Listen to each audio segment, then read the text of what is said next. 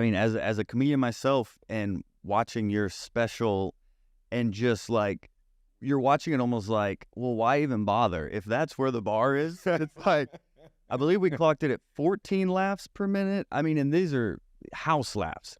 I learned it from Steve Harvey, how to do it, when I've been a part of what is a joke, what is a degree of a joke, how you scale a joke.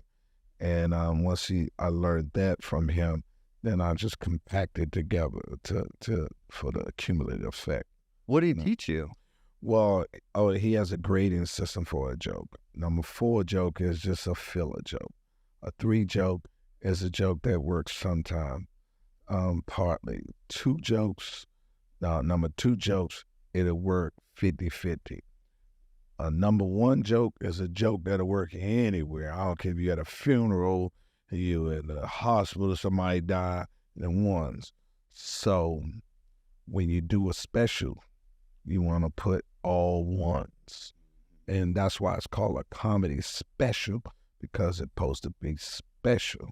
And the best way to make it special is put it in ones. So what I did was put all my ones, and then I just compact them together till I turned it into a Uzi. Yeah.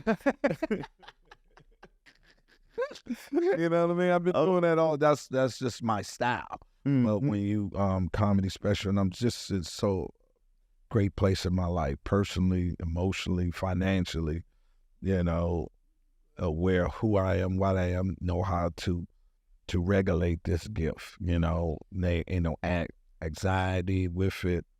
I don't have no nervousness about it, no expectation, no limitations, just know how to do it, and no competition, because you're dealing with something that's subjective.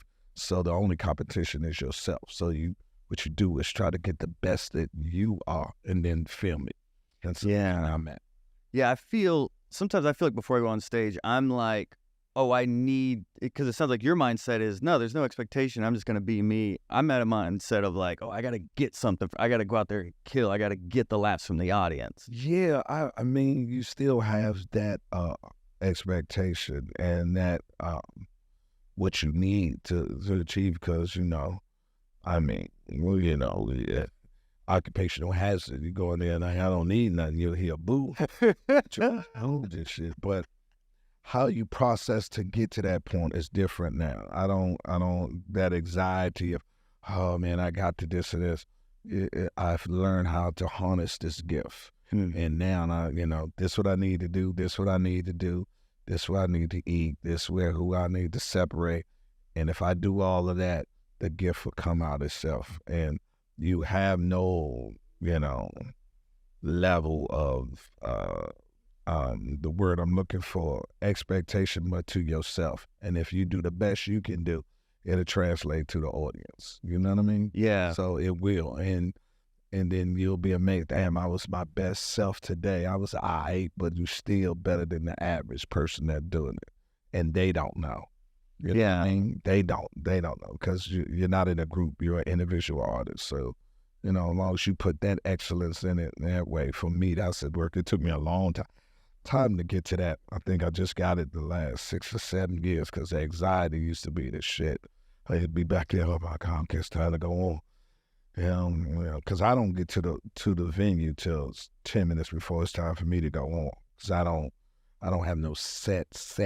So I have to isolate myself from everybody else. Because if I start talking to him, her, I'll lose my train of thought, get out there and fuck around, be talking about him and her.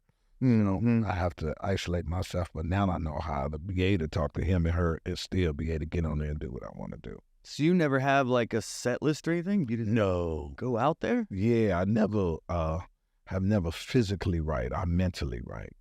What I do is I come up with say a bit, you know what I mean, and you just elaborate on it, and you just keep on. It's like what I like to say. It's the truth that turns into a lie. You know what I mean? You see a truth of it, and you just expand on it.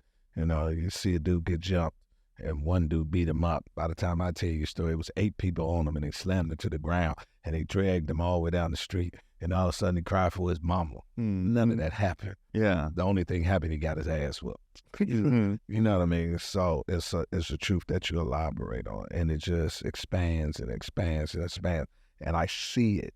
So when I see it mentally, I just see the picture and talk it out of it. I don't rehearse the words. I see the picture of the joke. You know, I see what, you know, the whole scenario of it, and then I just tell what I see. So like from your special legendary, like the January 6th joke, where just the pat. And I left out a part of it and I'm so mad at myself because I left out the part I supposed to be in John Wick in that motherfucker. Pat. God damn, John, pat. But see, I seen it. So just think yourself, okay, I'm a security guard. All of a sudden, these people are coming up here. All my friends are mad at me. First of all, you're a black man being a security guard. That's to already look down on you. Then you're protecting some people up here that don't, in the hood, feel they don't give a fuck about them, which is the United States Congressman. And on this day, this beautiful day, Trump supporters was just rushing. And you call your friend, man, I told you should have got this job. I'm shooting Trump supporters on the clock. You know what I mean? So if you see, so you take that and you take that on it. Just think of you in that scenario. You put that mentally in your scenario, and then you just play it all out. What would you be doing? Pat. You ain't gonna use your gun, give it to me. Pat. People, what you doing? Saving democracy. Yeah. You feel what I'm saying? Now you see the whole movie, and you just telling what you see of the movie you see. And that's how I do my comedy. And sometimes I forget a scene of the movie like I did on the special, because we shot that one take quick. We just took it. We didn't do no editing. It was just straight. You know, we just did it like that. And it never, until I got to watch it with Kev and the rest of them when we did the premiere, I said, God damn, I forgot to put the John Wick. I love you